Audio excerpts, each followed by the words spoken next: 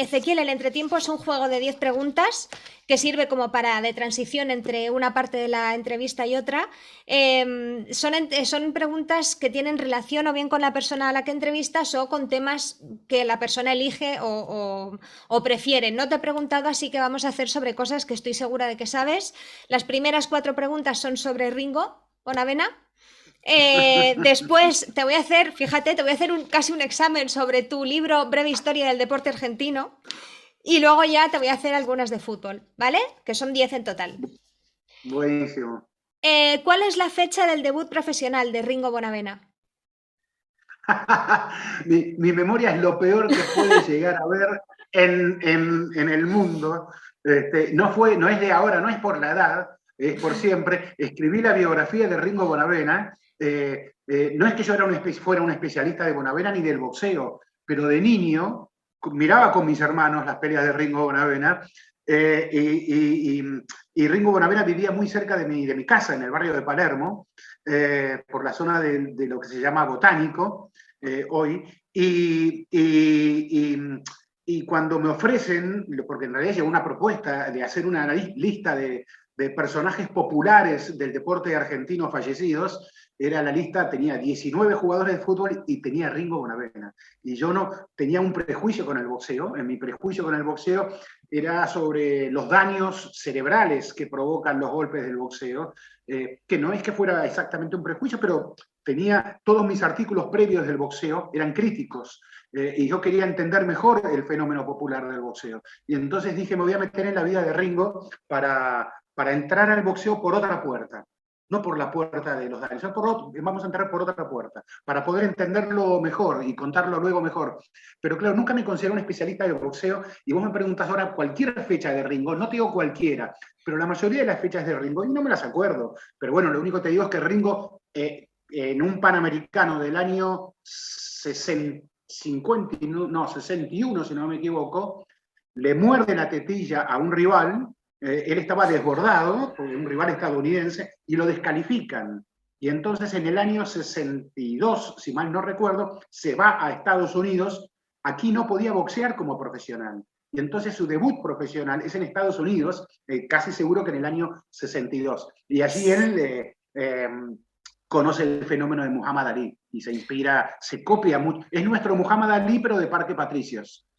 64. 64, mira, 2 años más. Esta sí que la sabes. ¿Cómo muere Ringo Bonavena? Bueno, Ringo, dije antes Parque Patricios, y Ringo creyó que Parque Patricios era el mundo. Él era rey en Parque Patricios, pero no en el mundo. Y el mundo al que él fue el con un mafioso. Su contrato terminó en manos de un mafioso, y él ya era un boxeador en el ocaso. Y entonces comenzó a interesarse por otros negocios del mafioso y también por la mujer del mafioso. Comenzó a hacer un juego de seducción con una mujer que lo doblaba en edad. Ringo tenía 33 y la mujer tenía 62 años, y el mafioso tenía casinos y tenía un burdel muy grande, el burdel más grande en ese momento en Estados Unidos, y Ringo comenzó a ver esa parte del negocio. Al mafioso obviamente no le gustó. Ringo no estaba en Parque Patricios, sino que estaba en Reno, en Nevada, donde el señor Joe Comfort era el gran mafioso. Y entonces, una vez que Ringo mostró todo ese tipo de intereses y estaba muy, muy desbordado Ringo, entonces el mafioso lo mandó a matar de un balazo en el pecho. Perfectísimo. Precisamente sobre eso hacen una película en 2010 que se llama Love Ranch, que interpretan los papeles del mafioso y la mujer, Joe Pesci y Helen Mirren, El perdón. Mirren, ¿Quién hace de Ringo Bonavena? Es un actor de Ringo, español. Venga. sí, sí, sí, de Ringo Bonavena es un actor español, extraordinario personaje. A ver, él vino a la Argentina, eh, cuando lo contratan. Taylor Hackford, el marido de Helen Mirren, es el director de la película, y lo contratan a él para hacer de Ringo Bonavena, pero claro, no tenían ni idea de quién era Ringo Bonavena. Y lo que hace este actor español, Sergio Pérez Mencheta, es viajar a Buenos Aires por su cuenta, porque él comienza a percibir en España que Ringo era un fenómeno al cual había que prestarle atención. Y bueno, y aquí vino, y me acuerdo, tuvimos unas charlas más que agradables con él aquí, y un día le dije, pero para entender mucho mejor a Ringo tenés que irte un domingo a ver a Huracán, allí a Parque Patricios, y a escuchar a la hinchada de Huracán cantando que somos del barrio de La Quema, somos del barrio de Ringo Bonavena, y bueno, y quedó muy feliz Sergio con esa tarde en Parque de los Patricios, en el estadio de Huracán, a tal punto que luego le regalaron una camiseta de Huracán, le regalaron, inclusive cuando le regalaron la camiseta de Huracán le dijeron que si ganaba el Oscar por su interpretación, tenía que pasar por la alfombra roja con esa camiseta de Huracán, porque si no lo iban a buscar donde estuviera, en cualquier lugar del mundo lo iban a ir a buscar luego. Que eso... Hizo una muy buena interpretación de Ringo, Sergio. Peris Mencheta no lo cumplió, pero Viggo Mortensen con lo de San Lorenzo, sin promesas y sin nada, sí que lo cumple cada vez que va a los Oscars, el señor. Bueno, claro, pero es que los hinchas de Huracán ya estaban celosos de Viggo Mortensen y San Lorenzo. Por eso querían tener su actor internacional ellos también. Iba a decir que es mejor Peris Mencheta que Viggo Mortensen, pero no es verdad, son igual de buenos. No puedo tirar de nada, no puedo tirar de nada. Este año está prevista la fecha de estreno de una miniserie sobre Ringo. ¿Sabes cómo se llama o sabes quién va a hacer de Ringo estar en esta serie? ¿Argentina? Es una serie, no recuerdo el nombre del actor, no es un actor conocido, es un actor que ha pasado por un casting, buscaron más un parecido físico que su currículum actoral. Y bueno, no participé de la serie, así que no es que sepa mucho de la serie. En algunos momentos tuve distintos proyectos que finalmente ninguno llegó a concretarse para no solamente hacer series, sino hacer una película. En uno de los proyectos, el actor que iba a ser de Ringo Bonavena era Rodrigo de la Serna, que inclusive fue a entrenarse como boxeador, inclusive infló su cuerpo, pero bueno, finalmente la película nunca se concretó, y me hizo recordar una anécdota que me contaba Sergio Peris Mencheta, de que cuando se fue a preparar boxísticamente, fue a un gimnasio en Nueva York, y bueno, y lo vio un entrenador tirando golpes, y un entrenador le dice, pero ¿quién te enseñó a pegar así el uppercut, el jab? No, eso no es así. Y entonces alguien le dice, no, es un actor y tiene que hacer de Ringo Bonavena. Ah, entonces está muy bien, le dijo.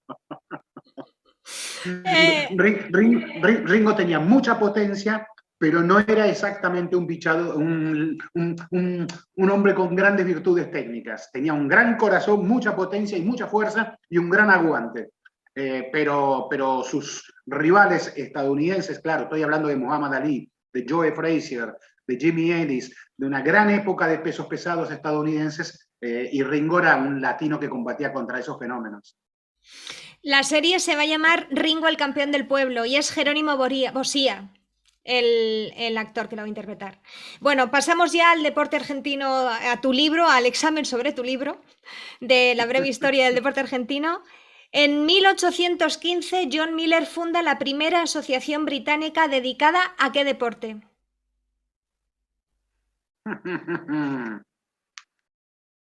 Estamos hablando, ¿en Argentina estás hablando? Sí. Bueno, estabas hablando tú en tu libro de Argentina, efectivamente. Primera asociación británica en Argentina dedicada a... Yo creo que era el atletismo, ¿puede ser? O el turf o el atletismo.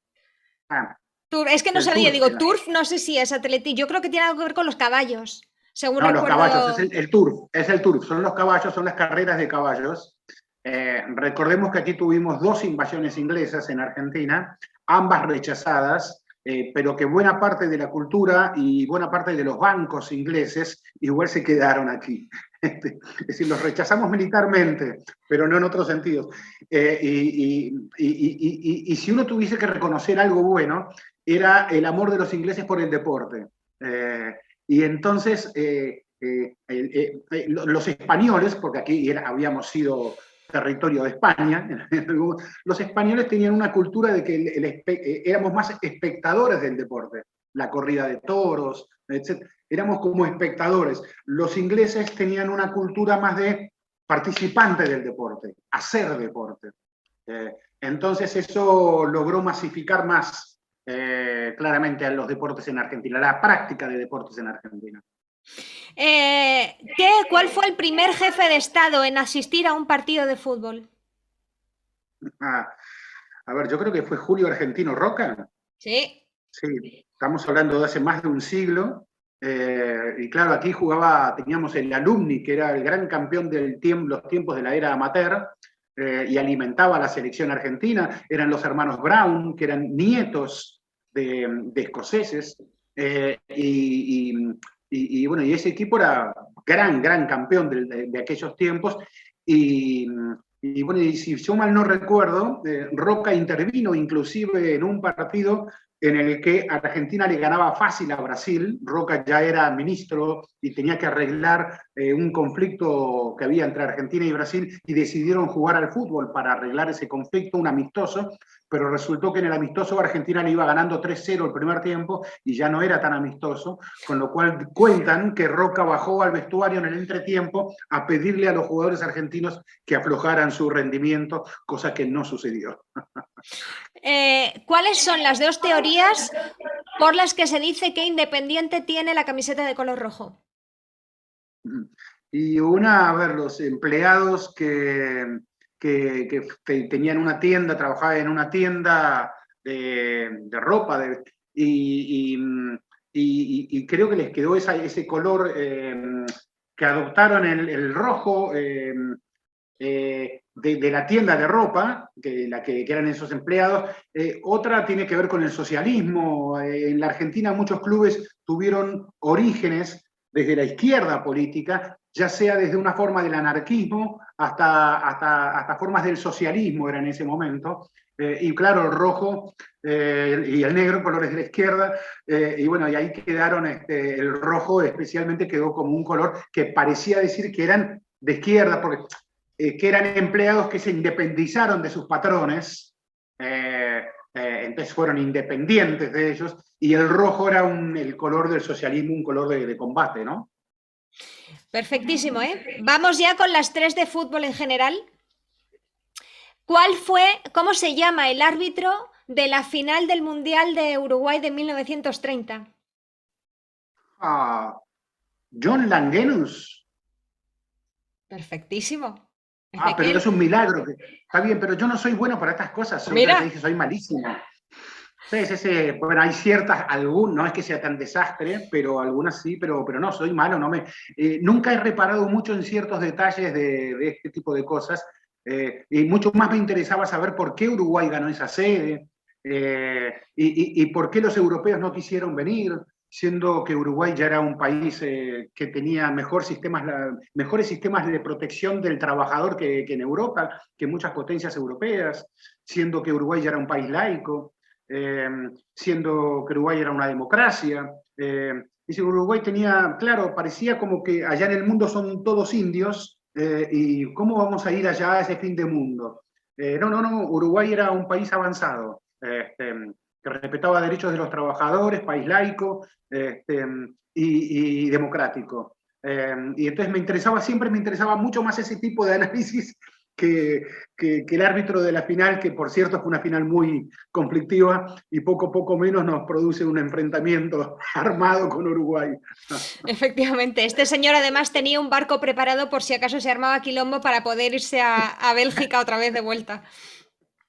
Exacto. ¿Quién ganó la 30ª edición de la Copa Libertadores? O sea, 1989. 1989 fue River. No, Atlético Nacional, Esta Colombia. final fue tremenda, final de Atlético Nacional. Atlético Nacional tenía claro, eran tiempos en los que Colombia estaba dominada por todos los carteles. Entonces, si todo el poder colombiano era un cartel de droga, ¿por qué el fútbol no iba a estar tan bien controlado por los carteles de la droga?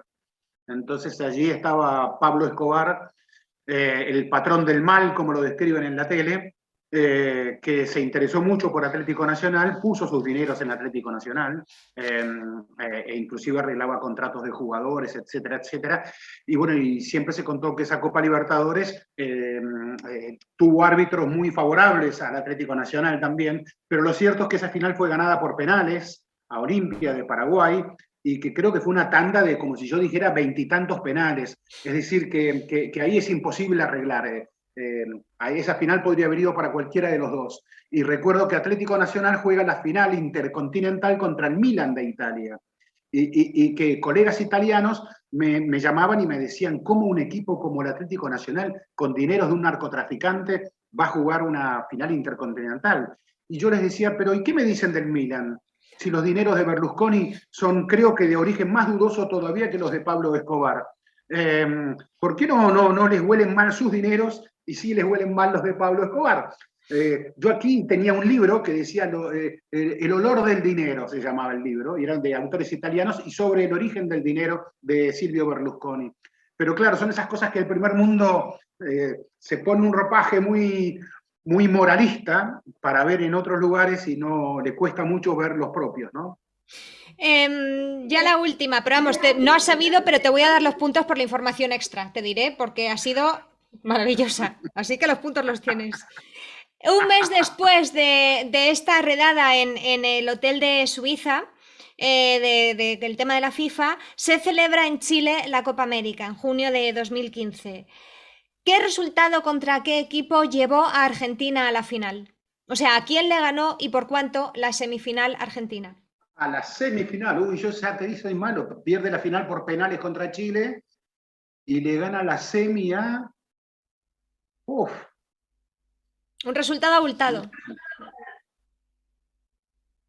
Ah, qué burro. ¿Le gana a Colombia? No, a Paraguay, 6-1. Paraguay. 6-1 a Paraguay. Mirá, me había olvidado por completo. Claro, como te dije, yo lo que sí recuerdo es todos los dirigentes que no fueron a Chile porque tenían miedo de ser detenidos arrestados por el FBI, inclusive que el presidente, que era de la Conmebol, que era Naput, el paraguayo, que él decía que era la cara nueva de la Conmebol, etcétera, etcétera, fue con su propio abogado a Chile y solo por unas horas, por miedo a ser arrestado, y el presidente de la Federación Chilena, que en ese momento ya era Jadwe, Sergio Jadwe, que había reemplazado a May Nichols. May Nichols fue el único dirigente de ese comité ejecutivo que no aceptó sobornos. ¿Y qué le pasó? Claro, lo echaron. Era el dirigente que había contratado a Marcelo Bielsa y cuando lo echan a Bielsa, cuando lo echan a May Nichols, Bielsa decide irse. En solidaridad con el dirigente que lo había llevado. Bueno, este Jadwe sí aceptó sobornos, y ya jugando la Copa Chile, recibiendo el trofeo, saludando a la presidenta chilena Bachelet en la Casa de la Moneda, ese hombre ya sabía que a las pocas semanas se iba a ir a Estados Unidos como delator. Es decir, ya estaba trabajando para el FBI. Ya había sido cooptado, le habían dicho o hablas o te metemos 80 años de prisión. Y él decidió hablar. Y entonces se fue con su familia a Estados Unidos, dijo que se iba como de vacaciones, y no, se quedó allí en Estados Unidos para declararle al FBI y ser un testigo protegido.